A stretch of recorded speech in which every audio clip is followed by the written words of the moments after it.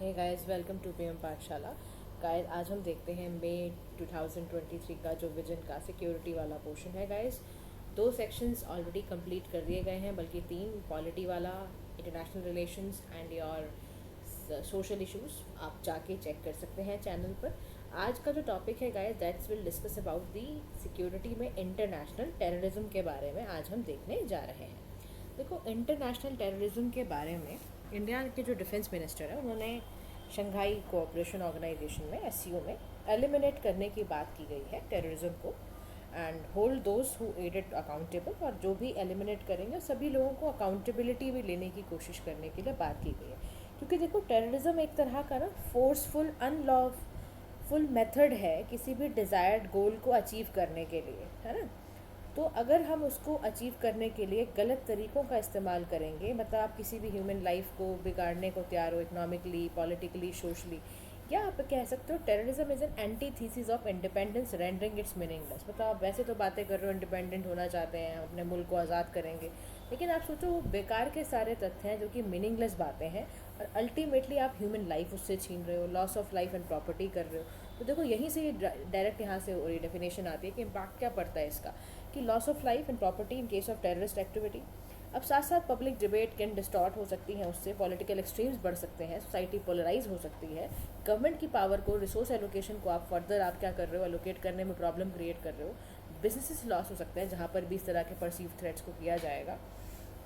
अब इंडिया ने भी इसमें नेशनल कमिटमेंट करा है कि भाई हम विल ऑफ टेररिज्म से फाइट करेंगे हर एक किसी फॉर्म में, हर मैनिफेस्टेशंस में। लेकिन जो इसके नेचर एंड एप्लीकेशन है ट्रांसनेशनल क्राइमिनल एक्ट की, उसके बारे में समझते हैं।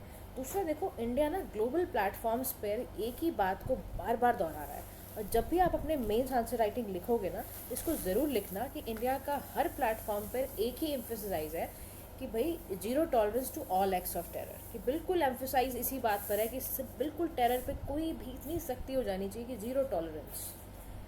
तो उसके बाद should be guiding approach in shaping the global counter terror architecture.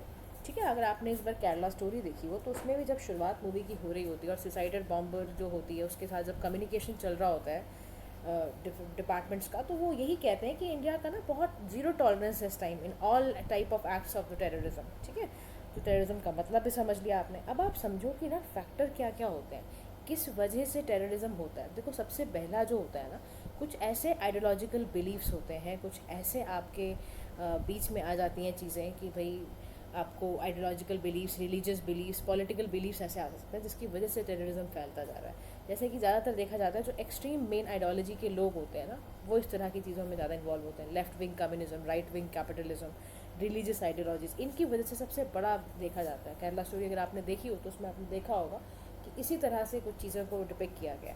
उसके बाद एथनो नेशनलिज्म एंड सेपरेटिज्म। देखो, एथनो नेशनलिज्म का मतलब क्या है, ये ब्लैक हैं, हम ब्लैक नेशनलिज्म के लिए लड़ेंगे, हम वाइट नेशनलिज्म के लिए लड़ेंगे। मतलब समझ रहे हो ये सारी बातें। अब आप देख भी रहे हो फ्रांस में, अगर आप करेंटली देख रहे हो कितना ज़्यादा प्रोटेस्ट का लेकर चल रहा है रेसिज्म के रिलेटेड, कितना ज़्यादा रंग भेद चीज़ें कितनी ज़्यादा ख़राब कर रही है सोसाइटी को। तो ultimately this leads to the separatist movement, यहीं से शुरू हो जाती है, क्योंकि एथनो नेशनलिज्म है। एथनिक और नेशनलिस्ट एस्पिरेशन जब बहुत हाई हो जाते हैं ना, तो ऐसा होता है।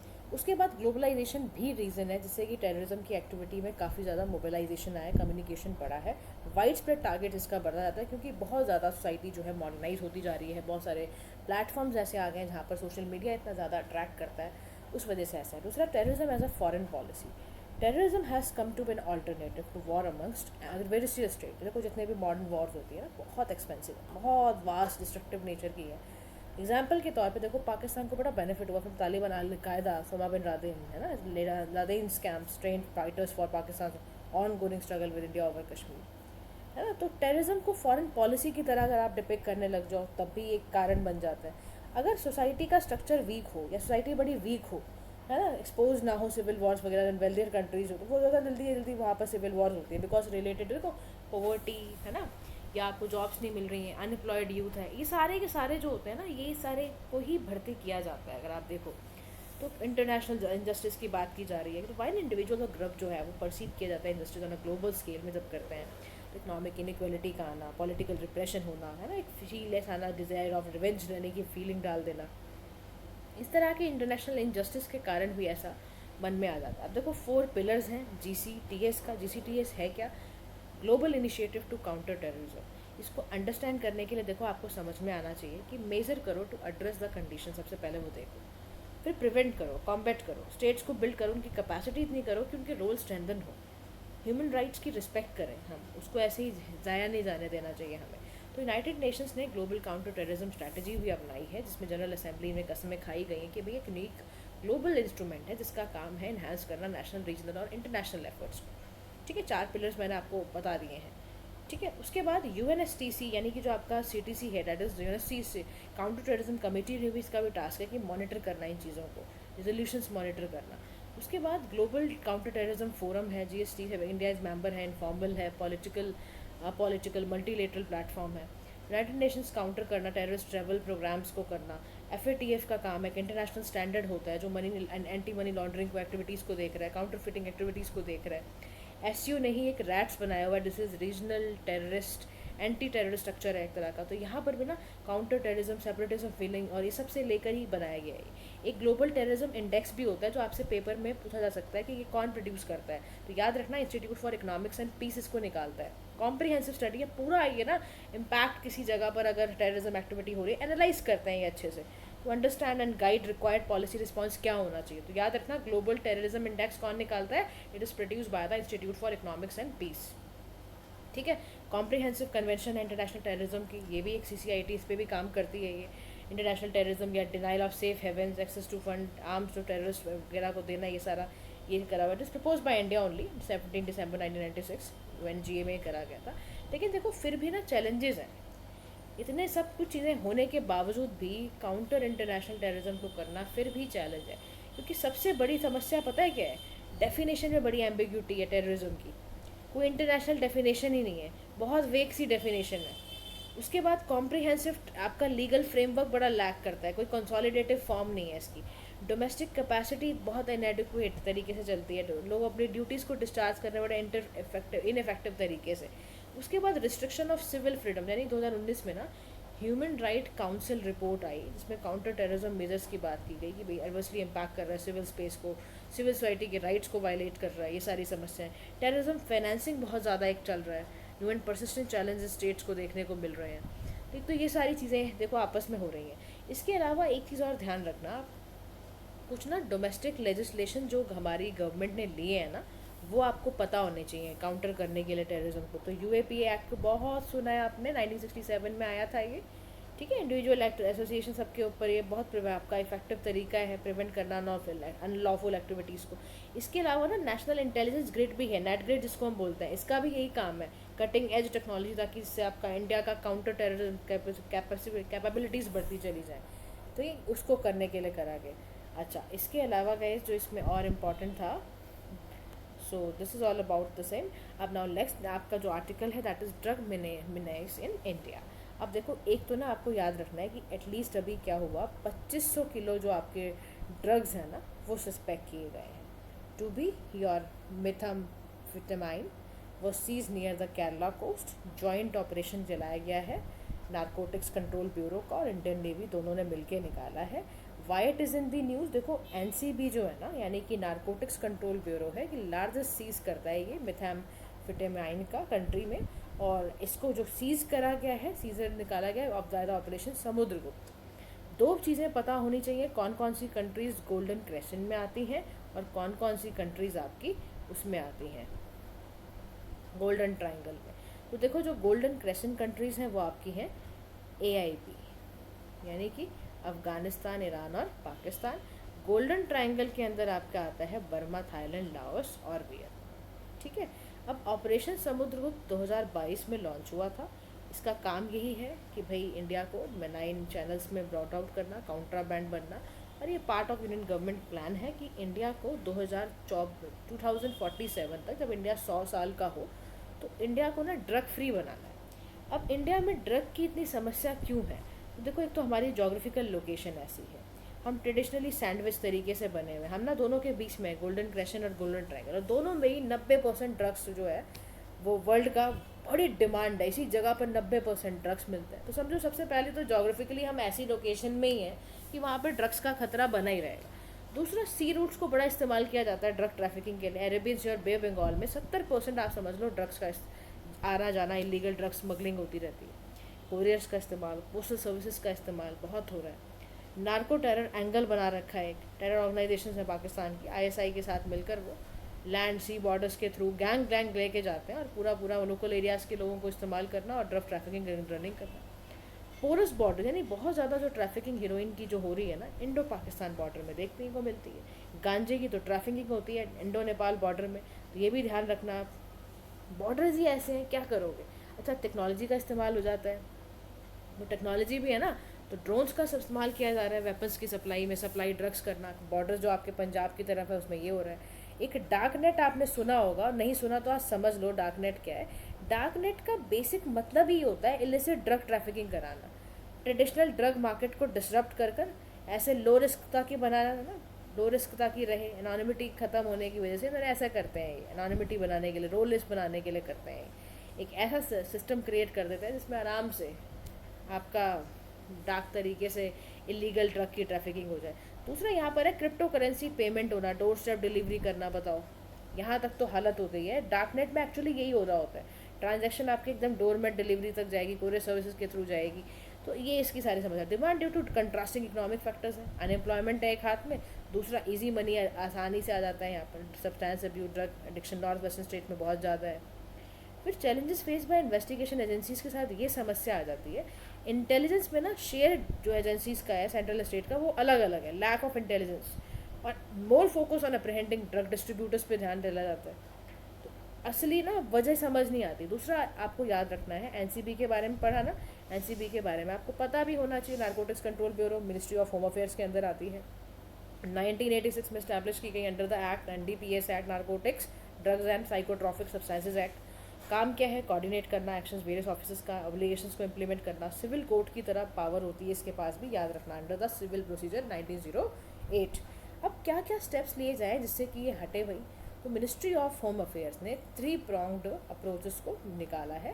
पहली चीज़ है इंस्टीट्यूशनल स्ट्रक्चर्स को स्ट्रेंथन करना, अवेयरनेस कैंपेन लॉन्च करना, नारकोटिक्स जो कंट्रोल ब्यूरोज हैं सारी एजेंसीज को एम्पावर करना, ये बहुत ज़रूरी चीज़ें हैं। नशा मुक्त भारत कैंपेन ये सब चल रहा है। देखो, मैप ड्रग्स एक मोबाइल ऐप वेब पोर्टल है, मैप ड्रग्स, वो आइडेंटिफाई करते हैं इलीगल फार्मिंग कंट्री में कहाँ कहाँ हो रही है। फिर इंडिया ना सिग्नेटरी भी है यूनियन ट्रीटीज़ एंड कन्वेंशंस का, तो हमें उसके अकॉर्डिंग चलना पड़ता है।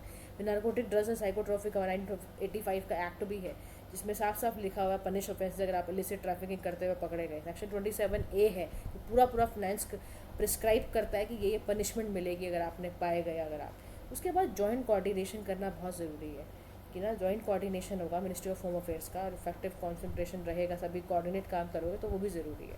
Multi agency maritime security group जो है, जो अंडर आपका नेशनल सिक्योरिटी काउंसिल सेक्रेटेरिएट के अंडर आता है, वो भी जो स्मगलिंग्स वगैरह सी रूट्स के थ्रू हो रही है उसको मॉनिटर करना बहुत ज़रूरी है।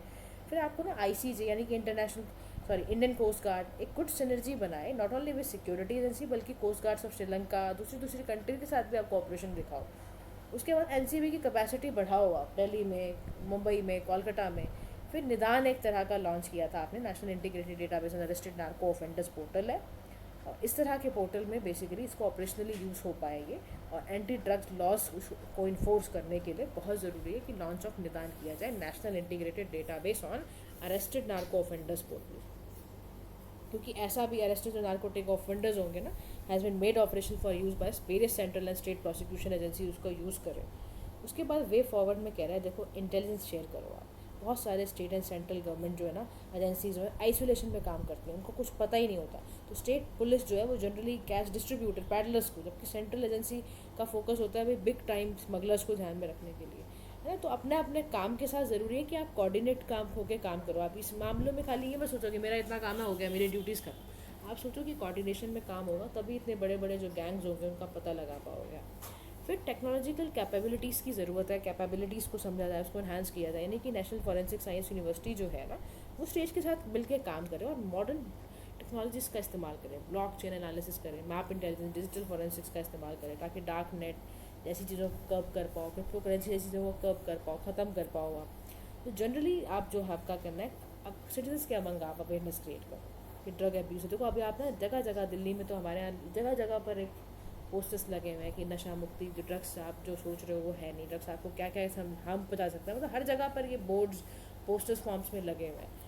फोर्स ऑफ सप्लाई ये भी है। तो जनरली जो इन्वेस्टिगेशन ऑफिसर्स होते हैं ना, उनको इन्फॉर्मेशन मिलती है, कैच पैडलर्स वगैरह डिस्ट्रीब्यूटर वगैरह देते हैं, तो many time they fail to locate the source of supply. उसके बाद इन्हांसमेंट करो, पनिशमेंट इनकी और बढ़ाओ, है ना, तो वो एक ही चीज़ हो गई है। उसके बाद न्यूज़ इन शॉर्ट्स में आपका कि थर्मोबैरिक बॉम्ब होते हैं, उसका कैसे न्यूज़ में क्या था, आओ थर्मोबैरिक वेपन काम कैसे करता है। तो देखो, human rights group accuse Myanmar military of using, human right group जो है उसने म्यांमार की मिलिट्री को बड़ा सुनाया, बड़ी फटकार लगाई कि भैया कैसे आपने हिम्मत कर ली थर्मोबैरिक बॉम्ब का इस्तेमाल कैसे कर लिया, क्योंकि इसके अंदर वैक्यूम होता है, एरोसॉल बॉम्ब होता है, फ्यूल एयर एक्सप्लोसिव भी बोलते हैं इसको, फ्यूल कंटेनर भी है, 2 सेपरेट एक्सप्लोसिव चार्जेस भी लगते हैं इसमें। तो जब भी ये टारगेट को हिट करेगी तो पहला एक्सप्लोसिव चार्ज ओपन हो जाएगा कंटेनर में, फिर स्कैटर फ्यूल मिक्सचर होते हुए क्लाउड में जाता है, फिर ये detonates the cloud resulting in huge fire balls होती हैं, मैसिव ब्लास्ट वेव्स होती हैं, समझ रहे हो आप। अल्टीमेटली ये कंडीशन क्रिएट करता है, देखो आप ये ऐसे ब्लास्ट यहाँ पर हो देखने को मिल रहा है, आप ये देखो आप, कोई इंटरनेशनल लॉज है ही नहीं कुछ बैन करने के लिए, इसको बताओ। उसके बाद नेक्स्ट आपका आता है खुर्रम शहर 4 बैलिस्टिक मिसाइल के बारे में। तो ईरान ने लॉन्च किया है 4th जनरेशन की लिक्विड फ्यूल्ड ऑफ खुर्रम शहर बैलिस्टिक मिसाइल, नेम खैबर। ये नेम आपको पता ही है, खुर्रम शहर जो एक तरह का इरानी सिटी का ही नाम है और was a scene of heavy fighting during the Iran Iraq war 1980, उसी पे रखा गया। उसके बाद ये जो खैबर है, आफ्टर जूइश फोर्ट्रेस जो प्रेजेंट डे सऊदी अरबिया है, कंकर किया था by the Muslim in the 7th century, 2000 kilometre range का है, 1500 किलोग्राम इसका वॉरहेड है। नॉर्थ कोरिया के मुसूदान बैलिस्टिक मिसाइल के मॉडल पे बनाया गया है। बैलिस्टिक मिसाइल है, प्रोजेक्टाइल का यूज़ कर सकता है मोशन को, न्यूक्लियर एंड कन्वेंशन दोनों ही टारगेट्स को फुलफिल करने के लिए। इंडियन नेवी सेलिंग वेसल तरनी, तो INSV तरनी है, इंडिया में वापस आ गई है अपना trans ocean intercontinental voyage को कंप्लीट करके। 188 डेज लगे हैं from Goa to Rio de Janeiro via Cape Town and back. तो इसमें एक बहुत बड़ा स्टेप ये रहा है कि एक्सपीडिशन नविका सागर परिक्रमा थी इसमें, और जितने भी फर्स्ट एवर इंडियन सर्कमनेवेशन में ग्लोबल जो गए ऑल वुमेन क्रू थी, ठीक है। इसके बाद देखो न्यूज़ में बहुत एक्सरसाइजेज रहेंगी, हर साल रहती हैं और हर महीने आपको एक्सरसाइजेज देखने को मिलेंगी सिक्योरिटी वाले पोर्शन में, तो ज़रूर याद रखनी है। समुद्र शक्ति किसके बीच की एक्सरसाइज है, बायलैटरल एक्सरसाइज है इंडिया और इंडोनेशिया के बीच में। जल राहत क्या था, फ्लड रिलीफ एक्सरसाइज थी, किसके बीच में, इंडियन आर्मी, सशस्त्र सीमा बल, national and disaster response force, district disaster management authority, ठीक है, ये सारे के सारे, मानस रिवर इन असम, हाईग्रामा ब्रिज जो था। उसके अलावा सुदर्शन शक्ति 2023 में सप्ता शक्ति command of Indian army western borders Rajasthan Punjab, इसको सुदर्शन शक्ति का नाम दिया। मैरीटाइम एक्सरसाइज होती है अल मुहिद अल हिंदी 2023, ये बायलैटरल एक्सरसाइज थी between Indian navy and royal Saudi naval force के बीच की एक्सरसाइज ये होती है। उसके अलावा लास्ट आपका शॉट है आसियान इंडियन मैरीटाइम एक्सरसाइज के बारे में, इनॉग्रल हुआ ये, तो वहाँ पर हुआ हार्बर फेस एक्सरसाइज का चंगई नेवल बेस में, सिंगापुर नेवी भी है, सी फेस साउथ चाइना सी में। INS दिल्ली इंडिया का जो first engineer built guided missile destroyer था वो था, INS सतपुरा था। उसके बाद P-81 मैरीटाइम पेट्रोल एयरक्राफ्ट था। प्रमोट इसने क्यों करना है, क्या था ये, मैरीटाइम कोऑपरेशन एनहांस करने का, trust confidence friendship ASEAN and Indian navies का, इसलिए किया गया था। तो guys this is your security portion, right. So will come to the next analysis में हम किसी ना किसी दूसरे उसके साथ लेकर आते हैं, ठीक है। So thank you so much for listening, do like share and subscribe to PM Pathshala, या लाइक तो कर ही दिया करो, है ना, इतना आपके लिए मेहनत की जा रही है ना, you are getting the free material, और वो भी इतना अच्छी तरीके से एक्सप्लेनेशन, आई थिंक तो बनता है लाइक करना। So thank you so much for listening, have a nice day to all.